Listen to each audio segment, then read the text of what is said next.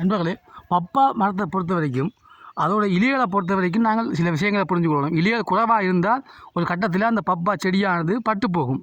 உதாரணத்துக்கு நாங்கள் சொல்கிறோம் என்றால், நண்பர்களே, நீங்கள் இப்போ இந்த பப்பா மரத்தை பார்த்தீங்கன்னா இலைகளெல்லாம் கொட்டுப்பாட்டு இங்கே இருந்துலாம் இலையிலேருந்து இருக்குது, கொட்டி கொட்டி கொட்டி கொட்டி மேலே வந்திருக்கு. இப்போ மேலே வந்து இங்கே ஒரு கடத்தில் என்ன செய்யும்னா மேலே இருக்கிற இலையை கொட்டி கருகி அதுக்கப்புறம் இந்த பப்பா மரமானது பட்டு விடும். இந்த சிறிய பப்பா செடி பட்டு விடும். ஒரு பப்பா மரத்தை எடுத்துக்கொண்டோம்னால் எவ்வளவுக்கு இலைகள் அதிகமாக இருக்குதோ அவ்வளவுக்கு அந்த பப்பா மரமானது ஆரோக்கியமான பப்பா மரமாக பார்க்கப்படும். இப்போ இந்த பப்பா மரத்தை எடுத்துக்கொண்டோம்னால் கொஞ்சம் இதில் இருந்தாலும் இலை இருக்கணும், இதில் இருந்து இவ்வளோ தூரம் வரைக்கும் இலை இருக்க வேண்டும். ஆனால் இது அப்படி இல்லை, இவ்வளோ தான் இலை இருக்குது. அப்போ இந்த பப்பா இலையை கொட்டுறதுக்கான முக்கிய காரணங்கள் எடுத்துக்கொண்டு பார்த்தோம்னால் முதல் காரணம் உங்கள் வீட்டில் இருக்கிற மண்ணை பார்க்கணும்.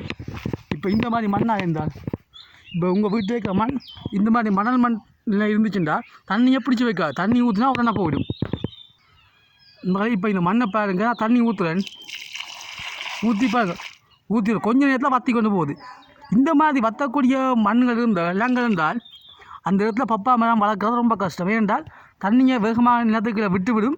பிறகு அந்த சிறிய சிறிய வேர்கள் எல்லாம் என்ன செய்யும், கருகி போடும். சரி, அப்போ இந்த மாதிரி மண்ணுள்ள இடத்துல எப்படி நாங்கள் பப்பா மரத்தை வளர்க்க வேணும்னா அதுக்கு சில விதிகள் இருக்கிறது. அது முதலாவது விஷயம் என்றால் அப்படிப்பட்ட மண்ணுள்ள இடத்துல பப்பா செடியை நீங்கள் வளர்க்க வேணும் என்றால் அடிக்கடி தண்ணி நல்லா அடிக்க வேணும். ரெண்டாவது அதோட மண் வளத்தை பார்க்கணும். பார்த்திங்கன்னா நல்லா உரத்தை போட்டுட்டு அப்படிப்பட்ட மண்ணாக இருந்தாலும் நல்லா கருப்பாக வரைக்கும் நல்லா அதிக உரம் போட்டு தான் அந்த பப்பா செடியை வளர்க்கணும்.